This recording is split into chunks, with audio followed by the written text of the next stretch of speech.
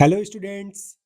आप सभी लोग कैसे हैं? आई होप आप लोग बहुत अच्छे से होंगे और आप अपने बोर्ड एग्जाम की तैयारी बहुत अच्छे से कर रहे होंगे। तो डियर स्टूडेंट्स, आज के वीडियो में हम देखने वाले हैं क्लास 12 का मॉडल पेपर इंग्लिश का। ठीक है, तो चलिए देख लेते हैं कि क्या क्या इंपॉर्टेंट क्वेश्चन है और किस प्रकार से आपको इसको करना है। ठीक है, तो चलिए देखते हैं। सबसे पहले आपके पास जो सेक्शन ए होगा उसमें आपके पास जो क्वेश्चंस हैं वो आपके पास पैसेज के हैं। ठीक है, तो पैसेज को आपको देखना बहुत, देखिए पैसेज को करने के लिए सबसे पहले ना आप क्वेश्चंस को पढ़ लीजिए। इसके बाद आप क्वेश्चंस को पढ़ने के बाद फिर पैसेज को आप रीड करिए और अंडरलाइन करिए जो जो क्वेश्चंस मिलते हैं, यानी जिस क्वेश्चंस के आंसर मिलते हैं वहां आपको हल्का अंडरलाइन कर लेना है। ओके, तो इस प्रकार से आपको जल्दी हो जाएगा। तो यहाँ पास से आपको काफ़ी अच्छे से पढ़ के पैसेज को उसके आंसर देने हैं।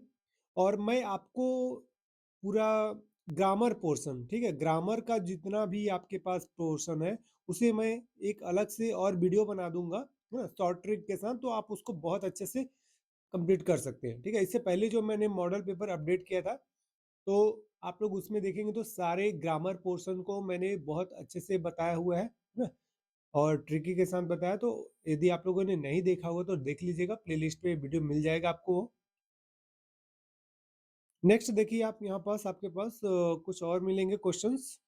यहाँ तो आपके पास पैसेज है ना, तो पैसेज को आपको मैंने बता दिया, आपको अच्छे से रीड करना है और उसके क्वेश्चंस के आंसर आपको देने रहते हैं।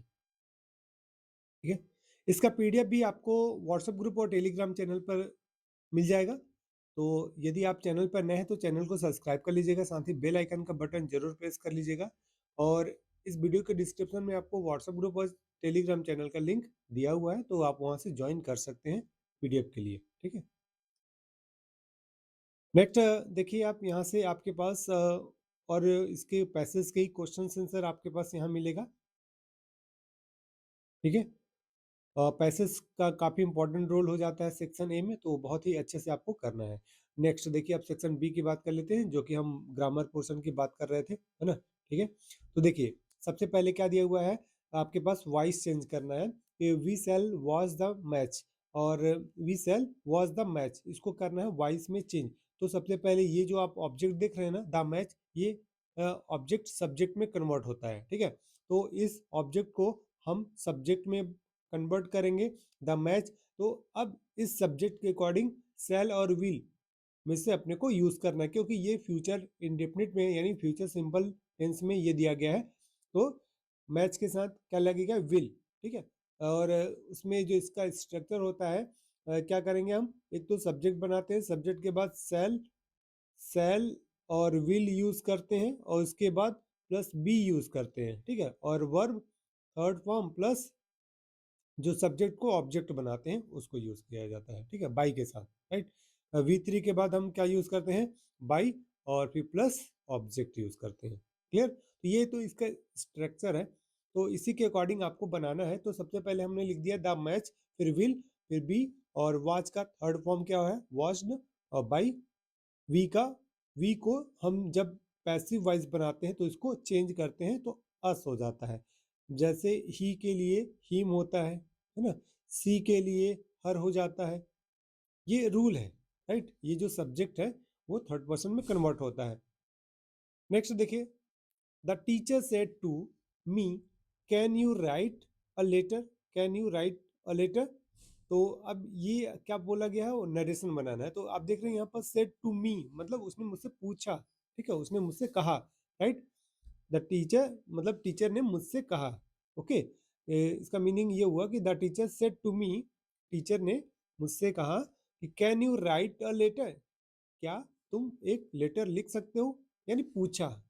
ओके, तो उसको हम क्या करेंगे, सेट टू को आस्क्ड में हम चेंज करेंगे, राइट। तो the teacher asked me, the teacher asked me. अब ये जो आपके पास इन्वर्टेड कॉमा दिख रहा है ना, ऐसे इन्वर्टेड कॉमा लगा हुआ है, उसको आपको रिमूव करना है और कंजंक्शन यूज करना है। कंजंक्शन क्या होता है, कंजंक्शन दैट होता है या फिर इफ होता है, राइट। तो यहाँ पास हम इफ यूज कर रहे हैं, तो क्या मिलेगा आपको, इफ, ये कंजंक्शन मिल गया आपके पास। और अब can you write a letter, तो आप देख रहे हैं जो ये जो पर्सन है, ठीक है, ये सेकंड पर्सन को हम किस में कन्वर्ट कर देंगे? ये हालांकि आई और यू किस में है? ये फर्स्ट पर्सन में ही आएगा। तो अब यू के लिए हम क्या करेंगे? यू राइट अ लेटर दिया हुआ है तो I could write a letter. ठीक है, इसको चेंज करेंगे, यू को आई में चेंज करेंगे। ठीक है, क्योंकि किससे पूछा? मुझसे पूछा है। ठीक है, मैं यहाँ क्या है आपके पास सिंगुलर के लिए यूज किया गया है, राइट?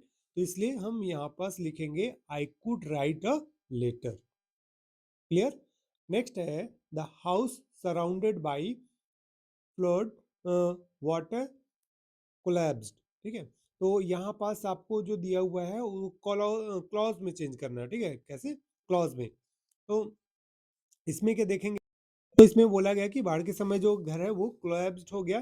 तो कौन सा है ना? तो विच का यूज कर लेंगे आप यहाँ पास। ठीक है, which was surrounded by the flood water collapsed.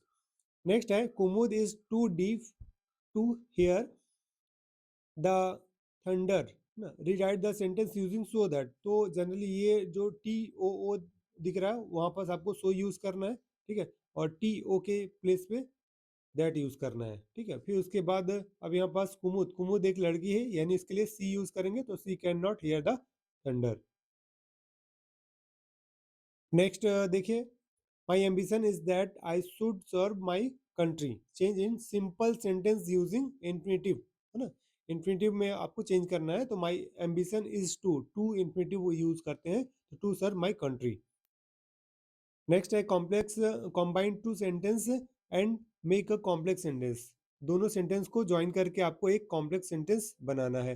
तो आप देखेंगे आपके पास दिया हो you should not give up studies, you get a scholarship. तो क्या होगा? You should not give up studies as long as you get a scholarship. तो एज लॉन्ग एज क्या है यहाँ पास? यहाँ पास कॉम्प्लेक्स सेंटेंस मतलब कंबाइंड सेंटेंस के लिए हम यूज किए हैं। ठीक है, एज लॉन्ग एज का मीनिंग होता है जब तक। नेक्स्ट देख लीजिए आप, नेक्स्ट क्वेश्चन मिलेगा आपके पास, सुहानी फाउंड द मिसिंग कीज ना। तो इसमें complex sentence using relative clause में चेंज करना है आपको। तो कौन सा है ना, उसने की पाया, राइट? तो यहाँ पास हो जाएगा Suhani found the keys which were missing. किसका मिसिंग था? मतलब की, है ना? नेक्स्ट है if you eat too much you will fall. Use unless use करना है। तो यहाँ पर देखिएगा ये वाले को भी नेगेटिव बनाना है और सेकंड वाले को भी हमको नेगेटिव बनाना है। तो unless you eat too much you will not fall.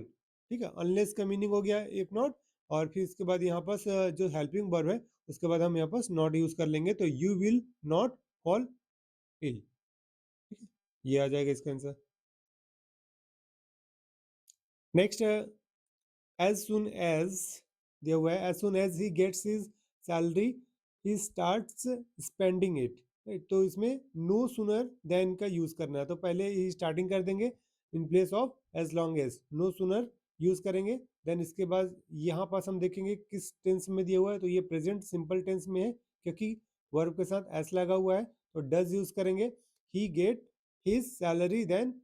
अब यहाँ पास देन यूज कर लिया गया। ठीक है, फर्स्ट सेंटेंस कंप्लीट होने के बाद ही स्टार्ट्स स्पेंडिंग, ऐसा आपको बनाना है। नेक्स्ट देखिए, work hard lest you may not fall, correct the sentence. इस सेंटेंस को करेक्ट करना है। तो क्या होगा? Work hard lest you you may fail. Next topic, next question number अब 11 देखिए आप। तो वहां से मिलेगा आपको his idea that he will become rich is wrong. तो यहाँ से आपको क्या करना है? Pick out positive clause and rewrite. ठीक है, तो क्या हो जाएगा? That he will become rich, a positive clause. ठीक है, यहाँ पास that he will become rich ये होगा आपके पास इसका करेक्ट आंसर। अब इसके बाद यहाँ से आप देख सकते हैं एक और यहाँ चेंज द नरेशन ही दिया हुआ है। फिर इसके बाद लेटर दिया हुआ है। ठीक है, क्वेश्चन नंबर 6 में लेटर मिल जाएगा आपको। और एक वीडियो हम ग्रामर का अलग से हम लाएंगे, चारों सेट का एक साथ हम ग्रामर लाएंगे और उसके साथ ही कुछ और इम्पोर्टेंट ग्रामर जितने वो होंगे, है ना, उसको हम बता देंगे आपको। फिर देखिए एक आर्टिकल लिखना है आपको, the importance of games and sport, जो भी आपको याद है एटलीस्ट कम से कम 4 से 5 याद कर लीजिए जिससे कि आपको अच्छे से लिखते बने। फिर इसके बाद यहाँ आप देखेंगे तो आपके पास यहाँ एक और क्वेश्चंस है मिलेगा। एक नोटिस बनाना है, ठीक है? तो नोटिस के लिए की पॉइंट्स मैंने एक वीडियो में बना रखा है, तो उसे आप लोग देख लीजिएगा। वहाँ से आप किसी भी टॉपिक पर नोटिस ईज़िली बना सकते हैं। तो यहाँ पास आर्टिकल हो गए, फिर उसके बाद सेक्शन सी में अगर आप आएँगे तो सेक्शन सी में मिलेगा आपके पास टेक्स्ट बुक का क्वेश्चंस मिल जाएगा, है ना? तो क्वेश्चंस और आंसर उसके यहाँ मिलेंगे आपको, उसको कंप्लीट करने हैं, ठीक है? तो इस प्रकार से आपको सारे के सारे सब्जेक्ट के रिवीजन आप अच्छे से करिए, मॉडल सेट से पढ़िए, परीक्षा बोर्ड से पढ़िए आप, है ना? क्योंकि अब लास्ट टाइम में आपको स्मार्ट स्टडी करने की ज़रूरत है, ठीक है? कम टाइम में कैसे ज़्यादा नंबर लाना है, ये आप ज़रूर आप उसको स्मार्ट स्टडी से ही आप ला सकते हैं, है ना? क्योंकि पूरा बुक कंप्लीट करने का अब आपके पास टाइम नहीं है और इसलिए आप इम्पोर्टेंट क्वेश्चंस, सेलेक्टेड क्वेश्चन पढ़िए, ठीक है?